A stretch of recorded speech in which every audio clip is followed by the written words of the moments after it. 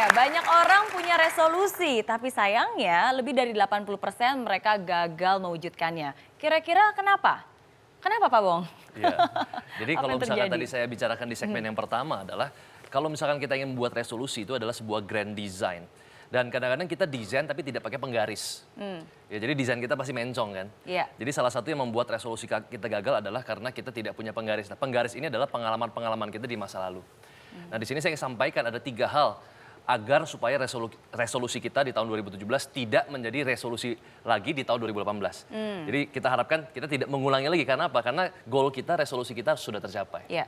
Nah, yang pertama adalah Find your location. ya, Oke, jadi kalau harus kita perhatikan tahu lokasinya di mana. betul. Kalau misalkan kita ingin mencapai sebuah resolusi, ya sama seperti kita menggunakan GPS. Ya, kita menggunakan GPS, kita ingin mencari sebuah jalan, kita ingin menuju Metro TV misalnya. Nah, tetapi biasanya kalau kita lupa menyalakan sesuatu, kita nggak bisa menuju Metro TV. Iya. Ada satu input lagi yang juga Ada satu penting. input yang penting yaitu adalah kita harus nyalakan location service kita.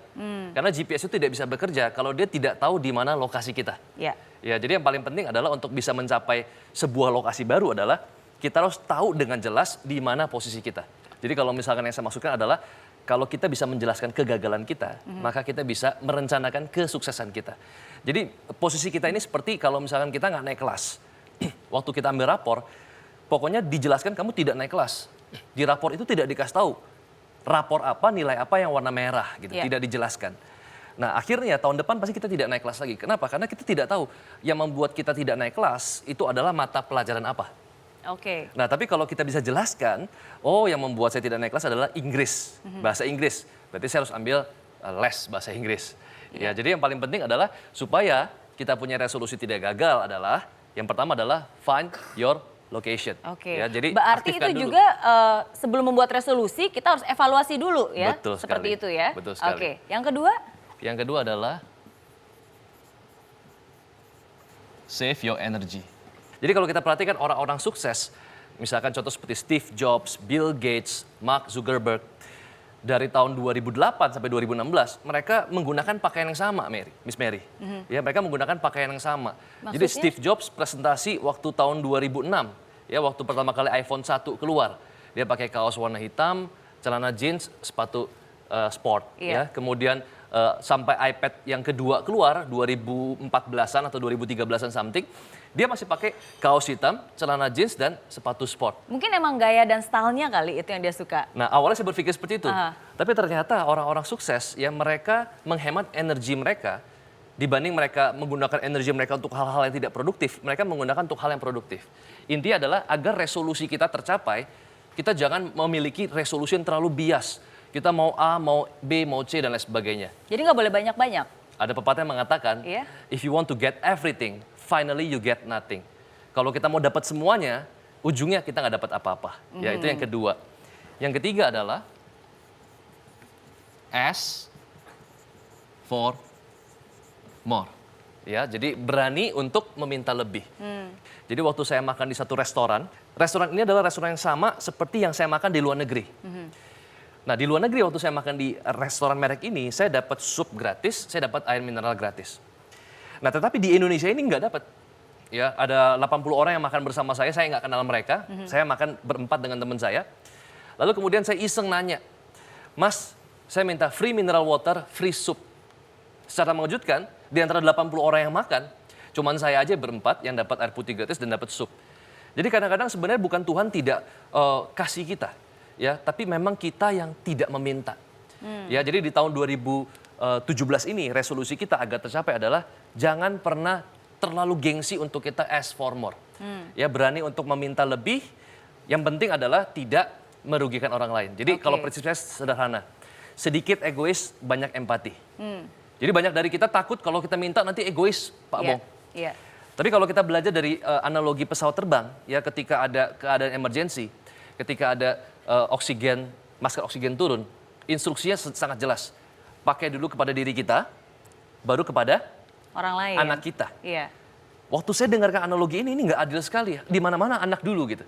Tapi saya mengerti, ya kalau kita tolong anak kita dulu, lalu tiba-tiba waktu kita tolong anak kita sudah selamat, tiba-tiba kita kambuh asmanya. Anak kita yang masih 2 tahun tidak mungkin, Mam, jangan panik ya Mam. dia pakein. Kan nggak mungkin. Ya. Jadi waktu kita ask for more, kita dapat lebih. Kita take more supaya kita bisa give more. Oke, tapi ini saya mau potong dulu dikit ya Pak Bong.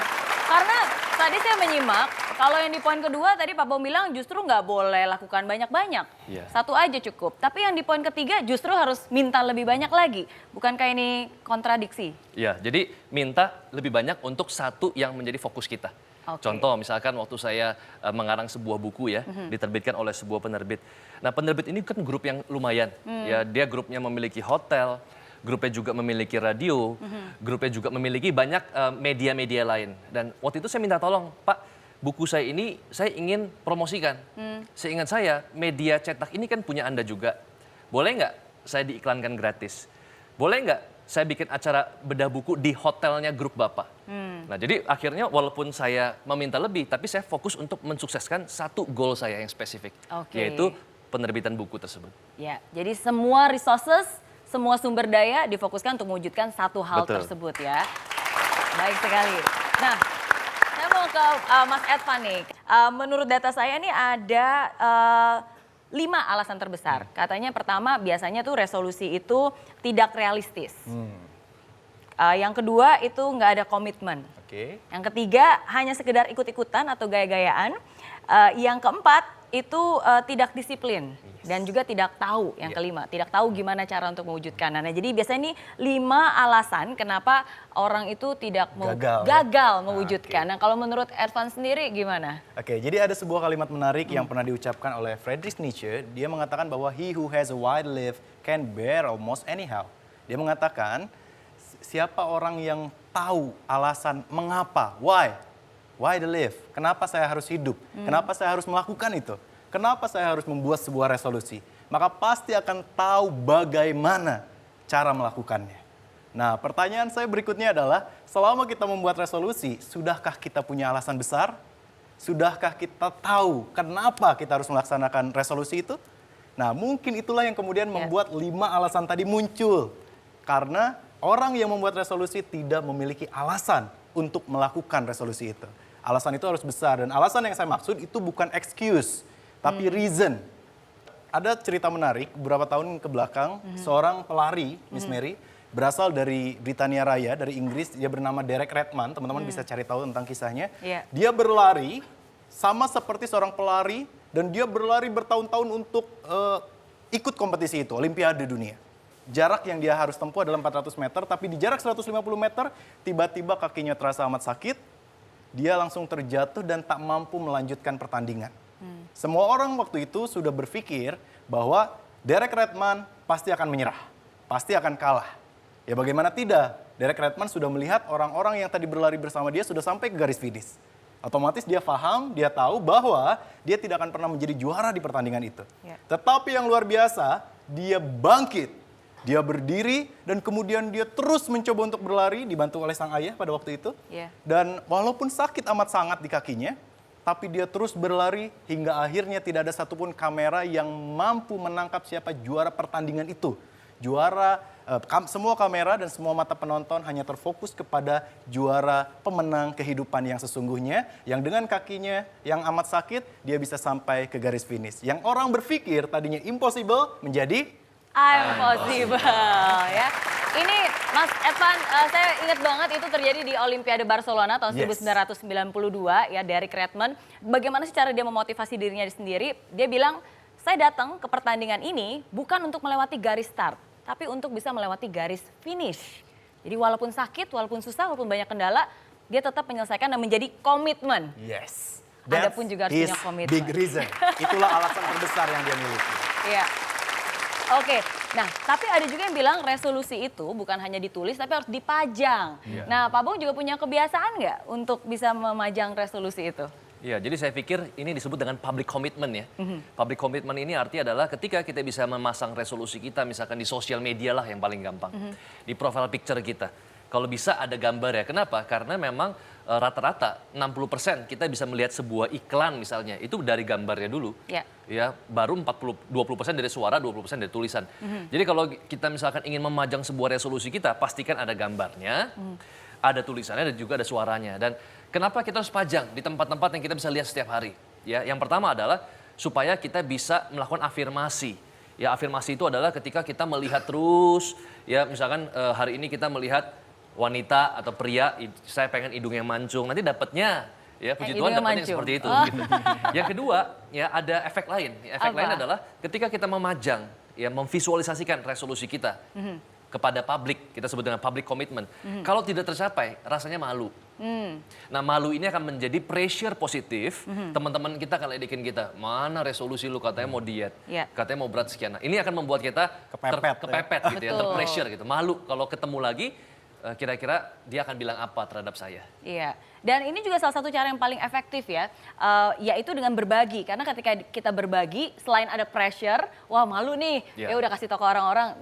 Juga orang-orang lain bisa mengingatkan kita, khususnya Betul. orang-orang yang terdekat ya, yang benar-benar ingin melihat kesuksesan kita. Jadi bisa saling bantu-membantu. Jadi benar kata pepatah, out of sight, out of mind. Jadi kalau nggak terlihat, ya nggak akan kepikiran. Kalau nggak kepikiran, ya pasti lupa.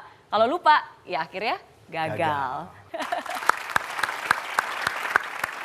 Nah, oke kita udah ngebahas mulai dari 1. Iya. Dan kita juga udah ngebahas bagaimana caranya supaya resolusi itu tidak terjadi kegagalan tapi justru malah jadi sukses. Tapi sekarang pertanyaan semua orang, saya nggak puas nih cuma punya 1 doang. Gimana caranya supaya 1 bisa jadi banyak, bisa jadi 1000?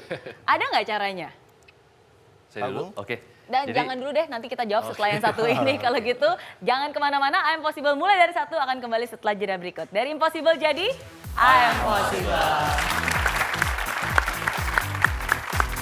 Nah, jadi kalau Anda perhatikan, rata-rata kita hanya mengerjakan salah satu saja dari 3 ini.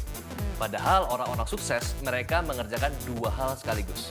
2 hal. 2 hal sekaligus. Oke. Jadi yang pertama adalah mereka menaburnya 2 kali.